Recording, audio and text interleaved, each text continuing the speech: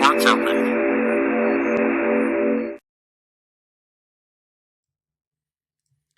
Holy Happy Hour Batman. I'm Father Ben. I'm an Episcopal priest, gamer, streamer, podcast host, and co-founder of the All Ports Open network. On this show, Holy Happy Hour Batman, I'm joined by heroes of the gaming and geek world to talk about life, faith, spirituality, and whatever else comes up. Today, we have a first in Holy Happy Hour Batman history because this is our first ever double shot episode. Our headliner today at 6 p.m. will be James D'Amato, host of the podcasts One Shot and Campaign, president of the One Shot Network and author of the new book, The Ultimate RPG, Game Master's World Building Guide. I almost butchered the name, but it's right here. I can show you. It's reversed on the screen, I'm sure, but it's the, say it again, it's the Ultimate RPG Game Master's World Building Guide. James is going to be joining me at 6 p.m. talk about the religious influences on Spear, the world of Campaign Skyjacks, and Courier's Call. So quickly before I get into it and then we have some other guests that are going to be here at 5 p.m. I'm going to introduce them in just a second. But before I get into the rest of it, I just want to let you know that I am currently raising money this week for Trans Lifeline. And we already hit the goal of $100 by today's show. That was my goal, $100 by today's show. We already hit that goal, but I would love to see how much we can raise for this Pride Month. And I'm going to keep this fundraiser going, I think, till the end of the show today. So by the end of my time with James later. I'm going to drop the link in the chat now so that you can make a donation if you'd like. But we're going to see how much we can raise. So that is that's really exciting. So there, link should be in the chat, and anything you can donate is greatly appreciated to Trans Lifeline. Okay, so I have a great episode for you right now with two awesome guests. Greg Loring-Albright and Wes Willison are here to talk with me about keepsake games and meaning making and tabletop design. I'm very excited about it. To celebrate, I created I confused myself with my own copy, reading it back. It's the first cocktail of this happy hour today. I'm calling it the Keepsake. I'm gonna bring it up on the screen. Nope, I lost myself. I lost myself for a second. There it is. Okay. It's called the Keepsake. You can see on there, it's a mix of floral gin, elderflower liqueur, lemon juice, hibiscus syrup, rose water, just stuff everyone has in their home bar, and one egg white. You're gonna, there's the instructions on the screen. I will post this to social media later if you want to make it. But that's the cocktail for this hour, the Keepsake. And so without further ado, I am ready to bring our guests on the show. I'm very excited to be introducing for all of you Wes and Greg. So let's bring them on. Wes and Greg, welcome to Holy Happy Hour, Batman. How are you? What is up, Ben? Thanks for having us. Hello. Yeah, my Thanks pleasure. for having us on. Absolutely. So I thought maybe it'd be a good idea if the two of you want to just take a moment to introduce yourselves, let people know who you are and what it is that you do in the world of games. And I guess it's my show, so I'll pick who goes first. Greg, you started, so why don't you go ahead? I was about to tell Wes to go first. So I'm Greg Loring-Albright, and this is my little one here who's joining me. Very cool. He'll probably come and go. Yeah, he was supposed to be asleep, but So anyway, so what do I do in the world of games? I have sort of two approaches to gaming. On the one side, I am a game designer. I have one published game, and I have a game signed to be published with Leader Games early in 2022. I'm very excited about that. I also do some, I'm approaching the RPG scene, so I have some stuff up on itch that's like very free and experimental. So that's my one side. And then my other side is I am a PhD candidate in the Communication, Culture, and Media program. Oh, yeah? At Drexel University in Philadelphia, Pennsylvania. So I study analog games and their digital adaptations. And at the end, if Ben lets me, I'll probably plug my PhD study because I'm currently recruiting for gaming groups. Yeah, absolutely. You totally can. Awesome. So that's me. Cool. My name is Wes. I'll introduce myself as connected to Greg because honestly, that's the tightest connection I have to gaming. I went to school with Greg in undergrad, and we hung out a lot then. Since then, it's sort of like since we graduated, and Greg's 2 years older than I am, that we've really actually become true friends. He lived with us for a few years, me and my wife in Philadelphia. And while he was here, we played a lot of games together. We've designed some stuff together. I've helped him out on different projects. I am not a game designer. I design only in as much as I can help Greg with projects that he's working on. And it's been years that we've been working on different things and, trying different things out. But the other connection to you, Ben, is I went to seminary. I went to Princeton Seminary. I am in and around the church. Yeah. I am interested specifically in spirit and matter, how these Awesome. things fold into each other, how design, the theology of design specifically. I wrote my thesis on architecture and design That's so theology. And yeah, so that was a result of conversations with Greg, also sparked new ones. And here we are. We're working on a project this summer for a publication, a conference.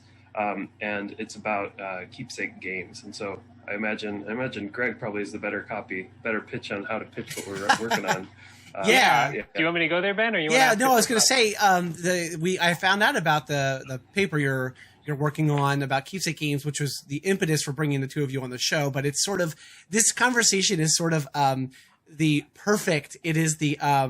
form of the content of this stream show is exactly this. It's like people who have the religious stuff influences and who have the theological piece and also kind of relate to game design, but want to think about all of those, how they all sort of relate to each other and fit in together. So yeah, this is really exciting. So Greg, why don't you tell people a little bit about the paper you're working on and what Keepsake games are? People might not know what a Keepsake game is. For sure, yeah. So Wes and I were texting, and I meant to go back to my text and look and see what sort of sparked this conversation, but we ended up sort of having this discussion about materiality and games that produce objects, and I was thinking about Keepsake games, and Wes was thinking about Pandemic Legacy, because he and his housemates had played Season 2 recently. And so this all sort of came together, and we were like, you know what, let's write this up. The Generation Analog Conference is coming up. It's hosted by the Analog Game Studies Journal. Shouts out, incredible place for scholars and lay people, to use the church term, to publish scholarly writing about gaming. It's a great site. They're hosting this conference. It was going to be a part of Gen Con. Now it's going to be remote, which is great because I'm not going to Indiana right now because I have a little baby.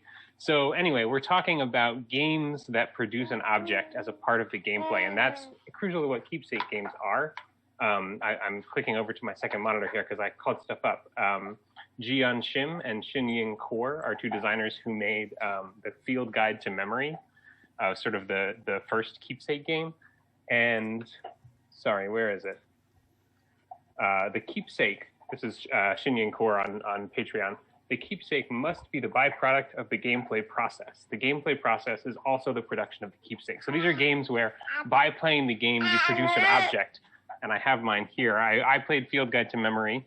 And as a result of it, I made this journal, and it has all these papers, has this napkin, there's a pressed leaf in here somewhere. And so that's what Keepsake games are in short. I'm sure we'll dig in a little more, but they're games that produce physical objects. Yeah, I was curious about that. So the physical objects can be basically anything in this, to be considered a Keepsake game? So the Field Guide to Memory was the first one, and it really follows the sort of journaling game, following along with things like 1,000-Year-Old Vampire. But there are newer ones.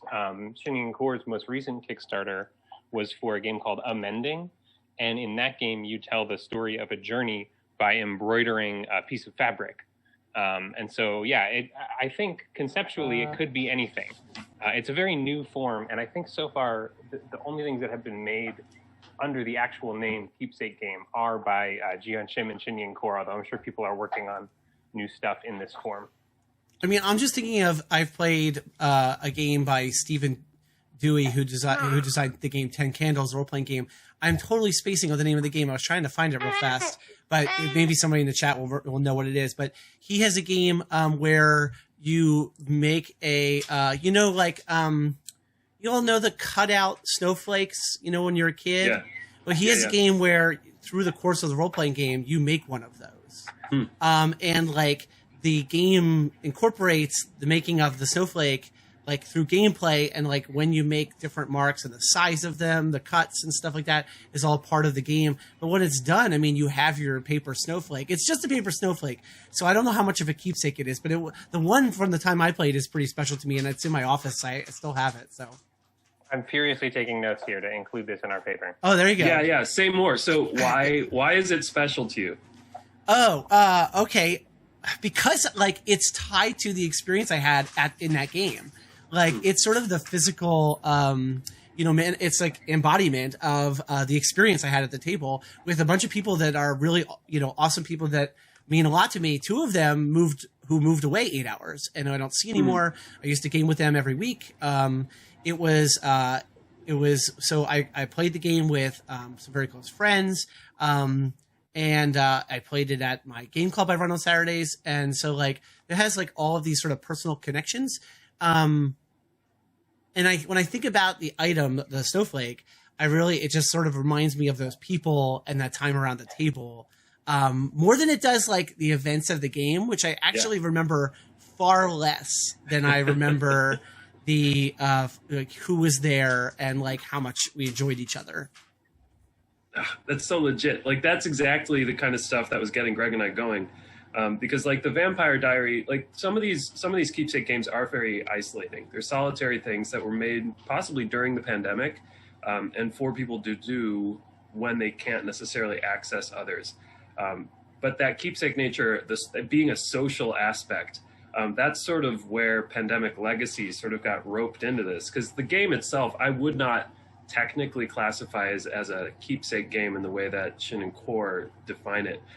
Because it's so rigid. It's like a very clearly defined like artifacts that you manipulate from the box that you buy, right? It comes from some printing press somewhere else that gives you a little thing and you just write your text on it. That's very different than the sort of found object or interaction with your like lived environment or the space in which you inhabit. But because Pandemic Legacy was played during a pandemic, it changes. That context changed it into something closer to what Greg played with Field Guide to Memory. Like I have these character cards right here. Here, let me grab them. And like so these are the character cards from the game. Have you played it? Have you played either season 1 or season 2? No. Okay, Greg, have you? I only played season 1. You played season 1. Okay, so season 1 is like more similar to the actual events of what we would describe as a pandemic. Like geopolitics looks similar to the world as it is right now. Season 2 is like in the future, and like you're like on rafts in the middle of the Atlantic trying to reconnect to the rest of the world like 20 years after the first pandemic, and the world is like gone dark. And the map reflects that. You only have the waterways of the Atlantic and you don't know what's going on in the continents. And so like it was very different to encounter that. And as we were playing through and like manipulating our characters and like encountering this new world that was so different from the pandemic world, as we like interacted with the cards, it was like imprinting our memories like into this, right? Stuff that we were experiencing on the back. You can see like the record of the games we played, and you can see sort of like when we were playing a bunch of games in a row, right? So like right here, you can see within the span of about 2 weeks in April, we played a lot. Played a few in May, and then like we stopped for a while. And if I look back at the news from those times, there's a reason. This was like late May, the news was pretty dire, and we lost a few games, and we're like, I don't think we can stomach it if like the news that we're reading in the day looks like this, and then we lose a few games of pandemic. I don't think we can do that. So the game sort of like interacted with that lived experience in a similar way, but it was social, right? It was that we were doing this together. It wasn't, and like in a context of like our nation at that point, of all trying to deal with this pandemic. So I would that social aspect of what you're describing, that's Greg, I hope you took notes about that, because I don't have any more questions about it. If you have more to share, then I just think that's the coolest part of this process, is that you're making an object that calls to mind those social relationships. So we have a couple of questions in the chat I want to bring up before we lose them here. The first one from ZW Garth is a function of a keepsake game that the resultant object needs to be, and this addresses kind of what we were just talking about, but the resultant object needs to be a craft or an object that exists outside of the game. Like, I don't think I'd consider the Quiet Year a keepsake game, but you're left with a map at the end, but the map doesn't really have sentimental value outside of the game. And I actually thought of the Quiet Year also when I was prepping for this and reading about keepsake games, because again, so I've used the Quiet Year for some prep work for Pot of Love, my one podcast, and like, yeah, we have a bunch of the maps from the town we made that we played the Quiet Year at different years in the game's in the world's history. I have a bunch of those maps, stored away. I think my friend Blaine, who I play with games with a lot, has a bunch of maps from games we played at his house. So I don't know. What do you all think about that?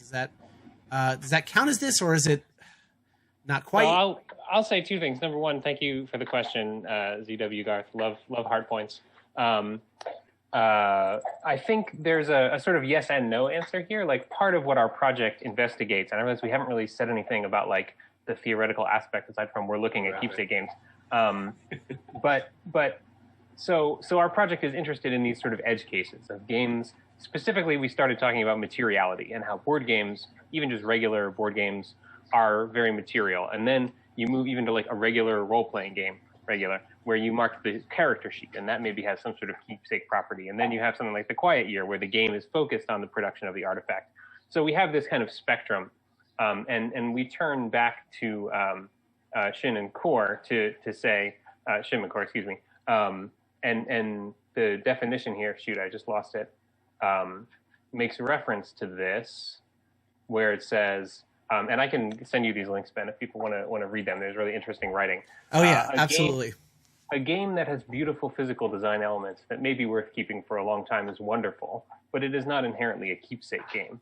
Games with keepsakes are not automatically keepsake games. So on the sort of like scholar in me is sort of like, on the one hand, the author is dead, and so we don't need to listen to what these people say. On the other hand, this is a new and innovative form that is specifically designed by these two people, and so I do want to listen to what they have to say about this term they've invented. And so in this case, I'm more in the latter camp of listening to this delineation that to be a keepsake game, it has to invest a little more heavily than just the map of the Quiet Year. Although I can imagine an edge case where like you're not just doodling with pens like you do in the Quiet Year, but you're like, I don't know, painting a beautiful illuminated manuscript. At some point, I think you would start to shift into this keepsake game territory a little more fully.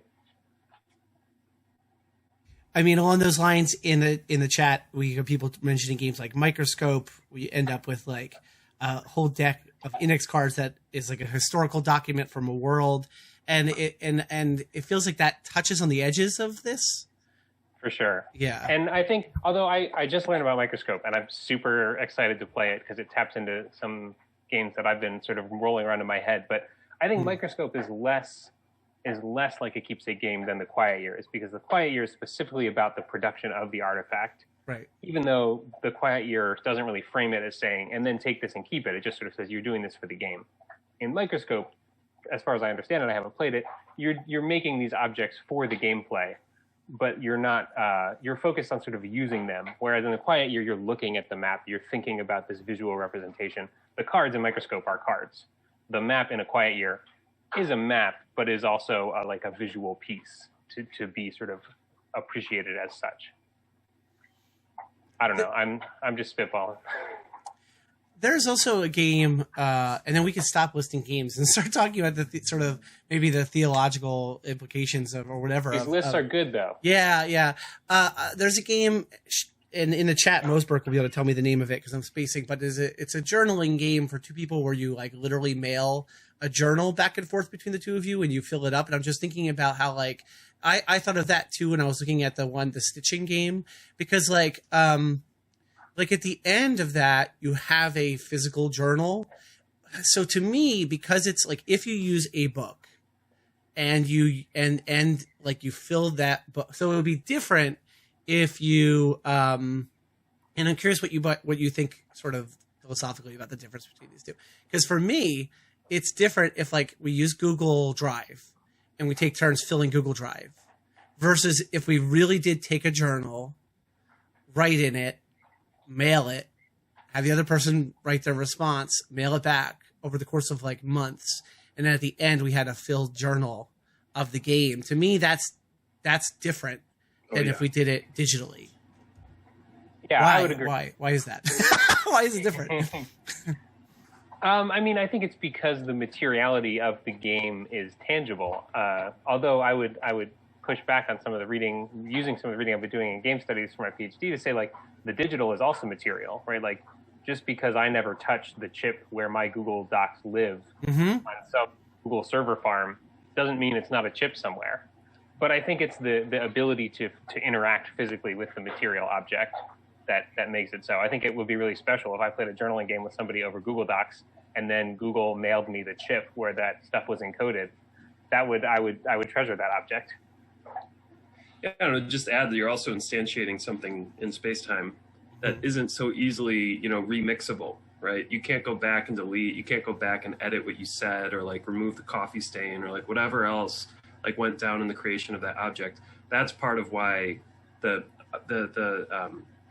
when I say the word objectivity, it makes no sense. The objecticity, the materiality of it, that's the thing that you're creating that calls to mind all that other stuff. Like the only way, I think that's part of what Field Guide to Memory does well, is it's calling to mind, bringing to memory because of the materiality of the thing that you've created, right? In the way that snowflake does, in the way that this journal might. The journal is hard because you have to flip through a lot of pages to really get at all these things. But that snowflake is interesting, this sort of kaleidoscopic trigger as it pokes on your mind and like brings to memory all these moments that you had of creating those different parts of it. Hopefully, like that's why you make something physical.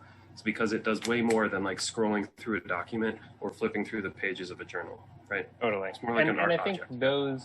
those non-erasable, tangible aspects are central to Keepsake games. Some of the further descriptions that Jeeyon Shim uses say things about like reconnecting to the natural world, understanding human stories as part of an ecosystem, exploring community through imaginative play. Like these are less formal descriptions of what a Keepsake game is and is not, but I think they flow out of the formality of, by playing this game, I am in a sort of web relationship with all the other objects that I touch and put into my journal, or with the other people who I played it with if it's a multiplayer game.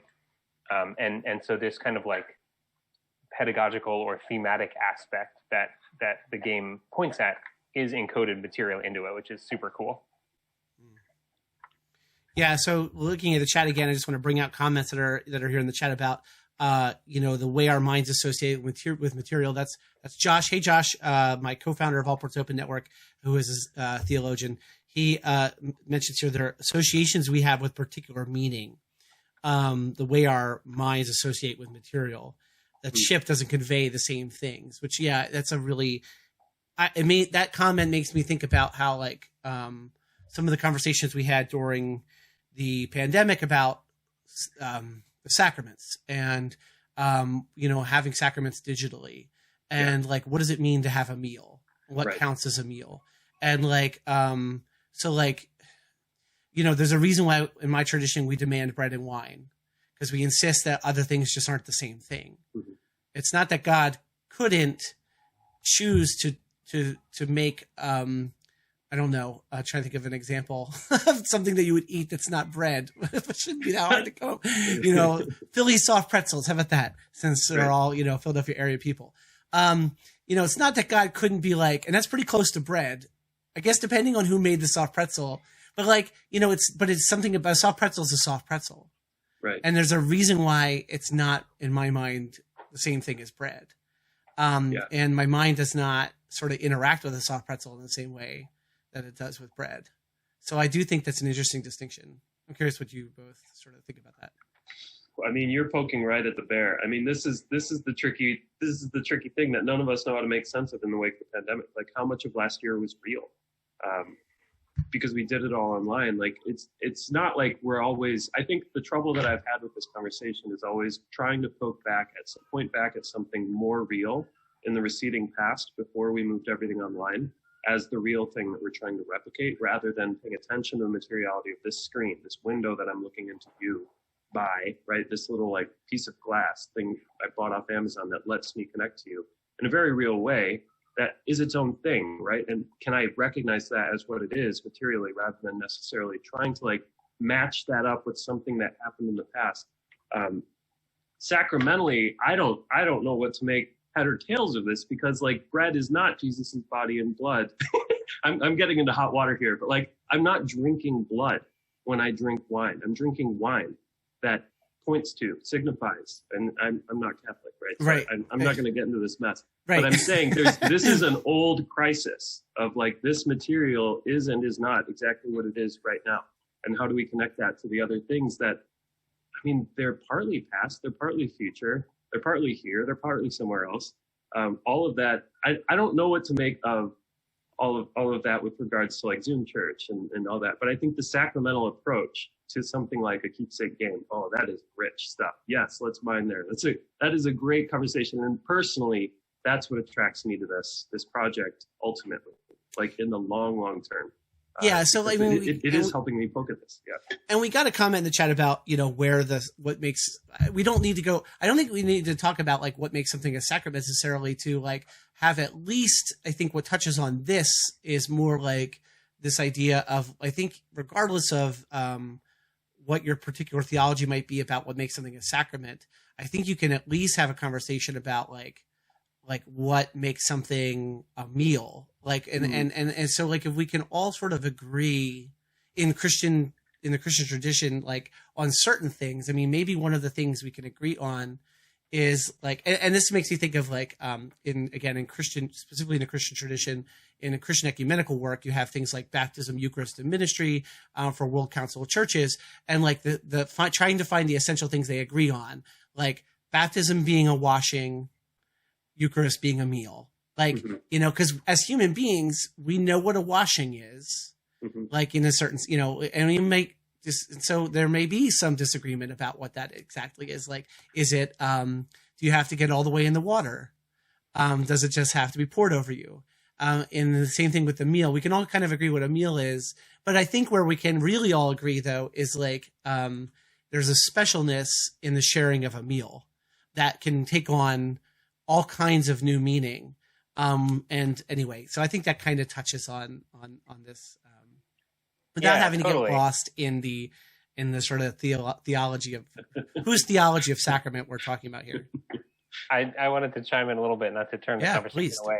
I don't have any theological background reading, but when Wes was talking about like, are we attempting to retrieve this pre-pandemic past, or are we accepting the sort of material specificity of the moment we're in and the moment we've been in?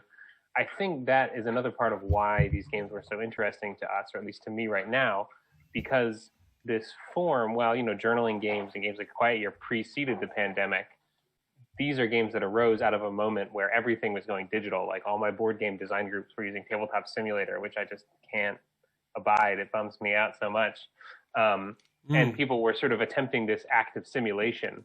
And so it was really compelling to have things like 1,000-Year-Old Vampire and Field Guide to Memory say like, we're just like throwing that whole thing out the window. We're not going to try and take this thing that we have in the real world and port it into Roll20 and play it there.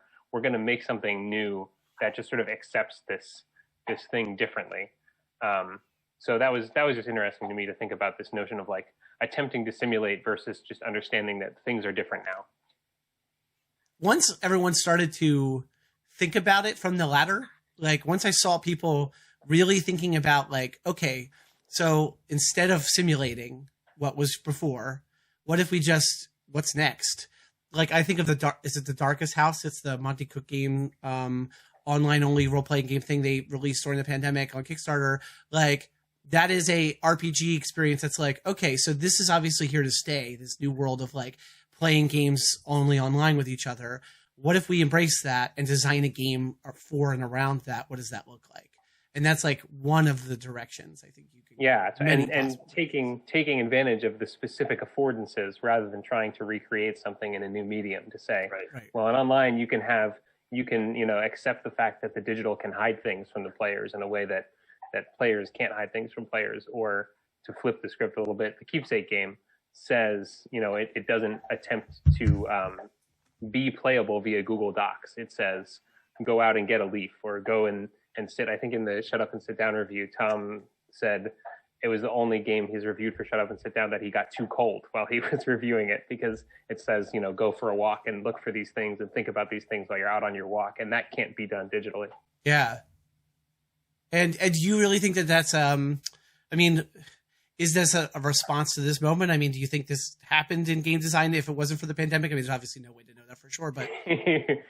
Yeah, I don't. I hesitate to speculate causally as a good scholar. Sure. Yeah. But I do think it's important, and I think it's like, Yeah. as a media scholar with some sort of McLuhanist leanings, I like things that sort of attempt to lean into their form rather than work against them. And I've seen a lot of that coming out of the pandemic. Not that the pandemic is good, but I think it's a good thing that's come out as people have realized, as we've sort of made our lives digital, that like, oh, this isn't always how everything is. And somewhat paradoxically, right, that like further diving into the digital world has meant that we also have to think about the non-digital world in a way where before we just sort of merged them all together and said, well, reading a book and checking my email are all part of my life. Now it's like, what about this is specifically this, and how can I lean into that? So like a comparison, I mean, the project that we're working on is an odd bird because I'm bringing in pandemic, but the reason pandemic is so pointed is because it was designed before the pandemic, and now it sits in this moment that renders all of its content like very different. Like it all reads extremely differently because we've lived through an actual pandemic. And in that way, like when you look at the map of Pandemic Season 2, you can only see parts of the world. The rest of the world is there, but you can't see it. It's occluded. It's clouded over. You can't remember it. Even though you know that those are places that you care about, and you're wondering, like, how is North America doing? I don't know. And you're playing this while you're sitting in quarantine in your house, wondering, like, I'm getting national news, but I actually don't know what's going on in other parts of Philadelphia very easily, right? Like, I'm not going down there. I'm not leaving my house. It does have that sort of like Noah's Ark feel. Like we're just waiting for the waters to subside. And mythically, maybe we are revisiting this sort of like meaning-making bomb blast where everything is either before or after this moment that just occurred. And so like to make a material choice in that moment temporally was really difficult because if you remember, everything was like a slush. Everything was like, I don't remember how my days are flowing together. Like even playing a replicable game doesn't help with that, right? A game where you put all the pieces back in the box and you pull them out the very next day feels just like everything else. But when you play a Keepsake game, you come back and the Keepsake remembers where you were, right?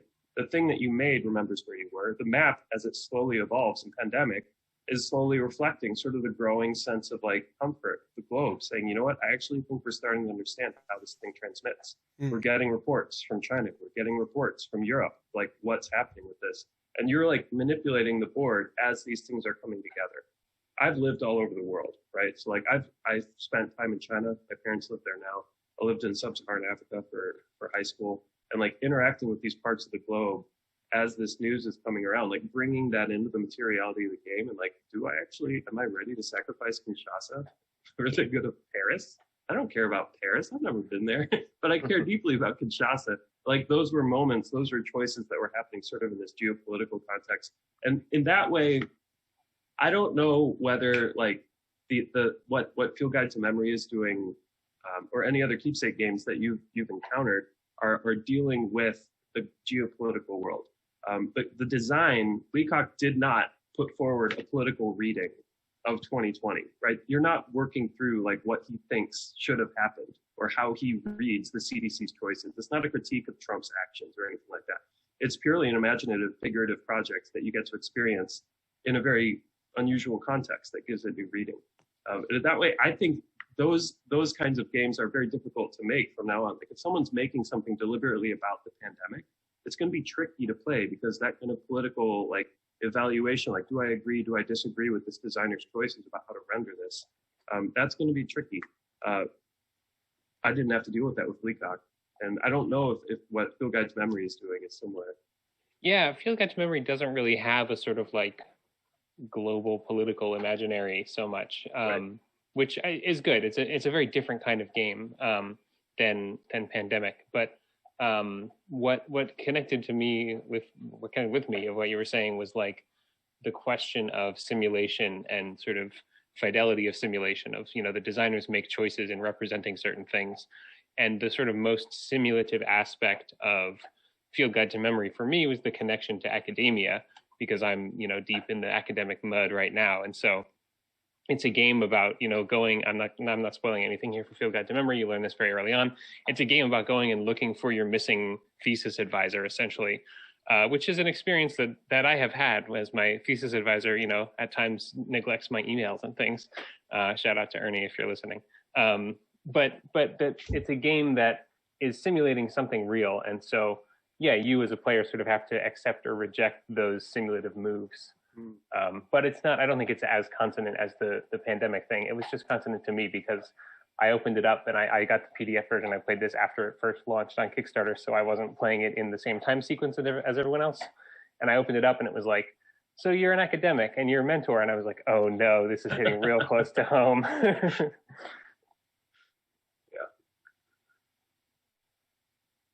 I muted myself. So I was actually thinking about one of the things bouncing around in my head was like the opposite of this, where like you destroy. I've been super into making and destroying things in game design right now in my head, with like games I'm designing in my head or actually designing. So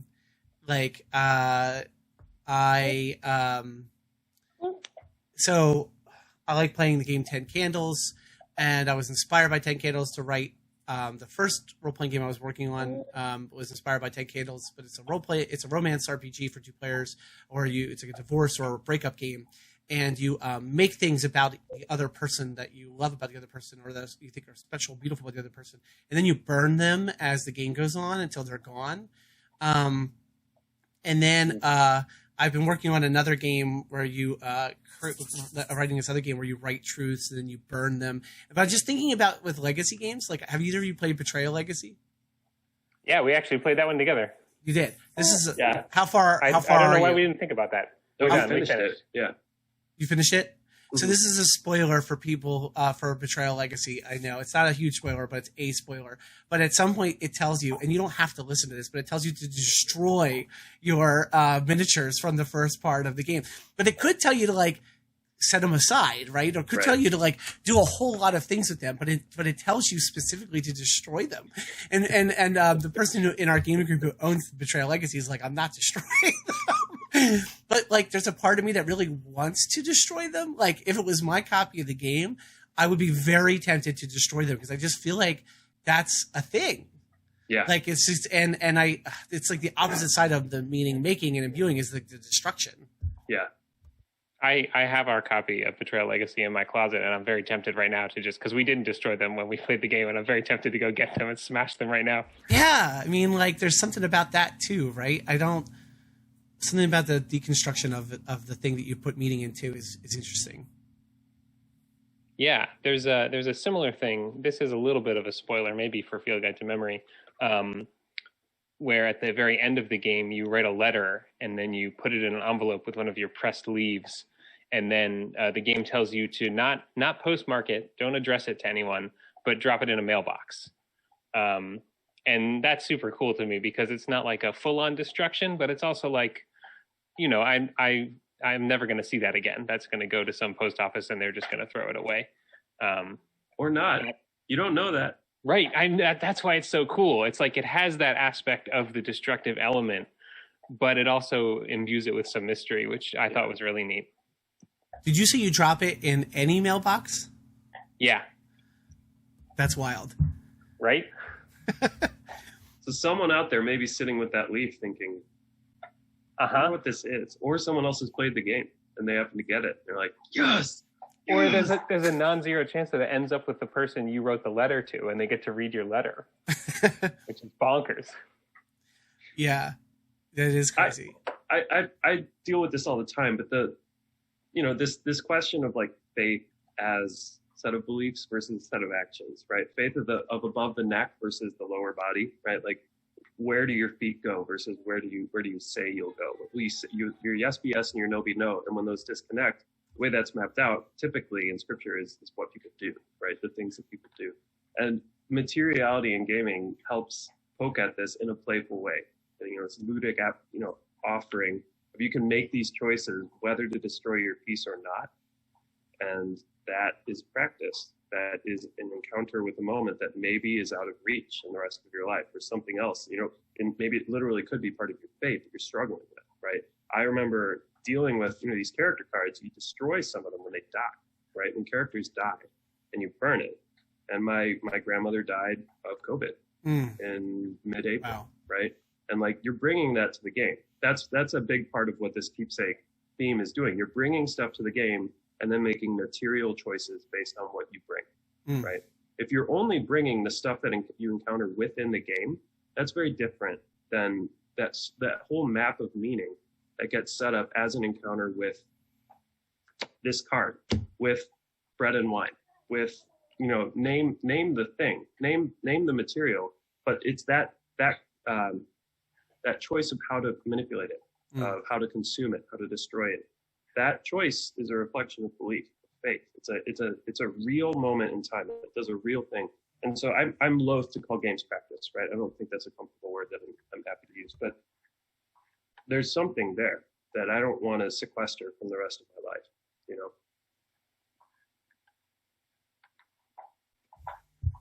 Yeah. Wow. But sorry, my head there's just like 1,001 thoughts bouncing around in my head. Yeah, I'm just thinking about this idea of like what you bring and how important that is in games. It's really interesting to me. I'm curious what you two think about that as far as like, maybe this seems a little bit of a stretch. I don't, or like, not exactly a tangent, but, like it's easy to me to think about that from a design perspective for role-playing games. It's sort of, although you said you just gave it a great example of how it would work in a board game, but I was thinking like as far as designing board games, like how you design the player bringing themselves to the game. But you just gave an amazing example, a very, very powerful emotional example about pandemic. But of course that wasn't exactly designed that way in the sense that right. They did not know there was going to be a global pandemic. I mean, maybe they Right. could have guessed that there would be one day. That's a little galaxy brain, but yeah. But yeah. Yeah, I don't know if you can design for it specifically, although I do like a lot of the conversations I hear in the board game space about, the sort of old question for board game designers was, do you design theme first or mechanics first? And a lot of really smart people in the design space are now talking about how you should design for player experience first. And so that is sort of an attempt at thinking about, okay, so, what is someone going to feel when they play my game? What are they likely to feel? And obviously you can't know. But like I'm working on right now, the 3rd edition for Block by Block, which is a game about social uprisings and urban insurrections and protests. And, this is like a thing that we have to think a lot about. People are going to be bringing things to this game, which has always been the case for this game. We're making a new edition. It has existed already, but the new edition is in part because new things have happened in the world in this space. Yeah. The context of that game, when did it come out? 2014? First edition, I think, came out in 15, and then the 2nd edition in 17, but don't quote me on that. Yeah, and I mean, when was Freddie Gray? Was that 2015? I mean, it was shortly after, yeah, because the first edition was very much about the Arab Spring and the sort of the Greek student uprisings, and only with the 2nd edition did that sort of energy of the people, related to race and policing become a domestic U.S. issue. And so the game changed a little bit for 2nd edition, and it's changing again for 3rd edition. Now we feel like we're super far afield. Sorry. No, it's quite all right. It's quite all right. Everything is welcome here on this show. And normally I would try to dig into like sort of your backgrounds and your faith and all that stuff, but we don't have time for it today. Well, you kind of have you come back and talk more about this. But I am curious. I want to let people know in the chat that if they have questions, thoughts, anything, feel free to drop them in the chat so that we can try to get to them before before this part of the episode's over. But yeah, I don't know. So I'm curious if there's more from more stuff that you want to cover in the paper or that's bouncing around in your heads that we haven't sort of touched on. What that might be. That we might be able to dig into. The big thing I'll say, and Wes might have a different answer, is that one of our methodological approaches here, in addition to a sort of like classic literary studies, cultural studies, close reading, is that we're both going to do autoethnographies of playing these games. And that's a method that's new to me. Can you explain that? Can you talk about that? For sure. So ethnography is this sort of people graph writing. So it's a way of studying a people group. And it was sort of I don't know a lot of the history of it, but it was problematized by people who were like, well, you can't study people groups because you're not with them and you don't know what they're doing. And, that way lies colonization. And so autoethnography is this corrective that says you can get at stuff through yourself. And so you write of the people of yourself, and then you sort of project outward and connect to culture. And so we're both going to do this process of like thinking deeply about your feelings, thinking about time, thinking about materials. We have this great textbook that we've been looking into. Well, I'll show the cover, but it has an interlibrary loan on it. Anyway, you structure your reflections and you write a lot about the experience you've had, and you use that to access data that you couldn't access otherwise, and that no one else can access because you are a unique person. And that's a new frontier for me, at least scholarly wise, to work in autoethnography. It feels very like cloudy and wishy-washy, and I'm very uncomfortable doing it, and I like it a lot. And it's apropos the content of what we're writing about, right? You're dealing with personal, subjective mapping onto a game, right? You can only talk about your experience of Field Guide to Memory, and that methodological twist. I mean, that's a much longer conversation we could get into if you want to go into all the antecedents. But I think that's the most exciting part of this. Is just locating those cultural trends as they intersect with our bodies, the material around us, the choices that we make of where to put our feet, how to arrange the stuff on our tables, how to like write the stuff, like those connections, drawing those out into our academic sphere. That's a connection that, yeah, like Greg, I haven't done that before. It's always felt very much more in the like objectivity focused like sense of like, you got to write something that's universal true and all of that. And like, that is bogus. That's ridiculous. And so to bring in this subjective autoethnographic, participant observation is the other thing that sort of sits in between. I'm doing some of that with the other people around the table that played this game with me. But the core of my reflection, and it's not just journaling, right? I think that's one sort of question I had about autoethnography as a method. It's not journaling because you're connecting it to these larger cultural trends within which you as a person sit. So that's yeah, Greg nailed it. That's the exciting part of this project. So that reminds me, Greg, you had mentioned wanting to talk about your dissertation project. Do you want to go ahead and give a little bit of a pitch for that? I feel so weird doing a plug after that wonderful sum up from Wes. But very briefly, I'm in a PhD program. I've gotten clearance to start my empirical research, and I'm studying digital adaptations of analog games. And so if you are listening and you are part of a group that plays right now, I think I'm going to focus on board games, RPGs, and collectible card games. So if you play any of those online or in person, hit me up. I'm on Twitter at Greg is on the go, and Dan, I'm sure, has the info and all that stuff. But yeah, I would love to watch your group play games and probably video record you if you're comfortable with that. And I will definitely link to you in the show notes and everything when the show goes on to YouTube and things like that after the fact. And it'll be on if people go to Twitter and find me on Twitter, they can find you that way too and all that. But yeah, and I told Greg this before. I run such a game club that plays games, those kinds of games in person on Saturdays. Happens to be semi-local to Greg, so I'm hoping that you can. I got to talk to my group and see who wants to be involved. But I've got some folks who are probably interested in being involved in such a study. I'll be there. Thanks, Ben. Yeah, of course. Wes, do you have anything you want to plug here for folks? Where can people find you out there? I know you don't. Yeah, I'm on Instagram, but I've spent the last year receding from all other internet platforms. I'm refueling. It's just such an unhealthy year on internet platforms. You can find me on Instagram, Wes Willison, but I don't generally write about this stuff. This is more close to the truth. Right. I did try to find you on. I tried for a little while to find you on Twitter to no avail. Yeah, I've wiped my presence off that damned platform. Yeah. Yep, like many of us remain and intercede for the souls of the damned on Wes's behalf. Although I think I did see when I was trying to find you on Twitter, I think I saw that I saw something. So I had Derek White on my show a couple weeks ago, and I saw something about like a sermon. Maybe it was a sermon that you preached. Am I right about this? Am I confusing? I shouldn't even be bringing this up on the air, but maybe I was like weird intersection between him and you, and I don't know. It's just like a weird geeky church world like connection. Maybe, I guess. yeah. I don't know. I've few sermons in my day. Yeah. Wes one time used Fog of Love as an example in a sermon, which we probably don't have time to tell that story, but that's a little Easter egg for Ben. Fog of Love, I thought about bringing it up because Fog of Love is not a Keepsake game, right. But boy, do you bring a lot to that game. If you made a Keepsake from that game, boy, that Keepsake would be loaded. You know, like that's. I think the bridge that I'm waiting for is someone to do that. Interesting. Fog of Love. Well, so I'll have to think about that. I will say that our copy of Starcrossed that my wife and I own, we write the characters. So we got this idea. I can't take credit for it. We got the idea from my friend Blaine Martin. Every time his tower falls in dread, we write the name of the character that died on one of the blocks. And our copy of Starcrossed, we do that with the romances. So we write the characters' names and stuff on the block. So our copy of Starcrossed has become a Keepsake game because we made it one, basically.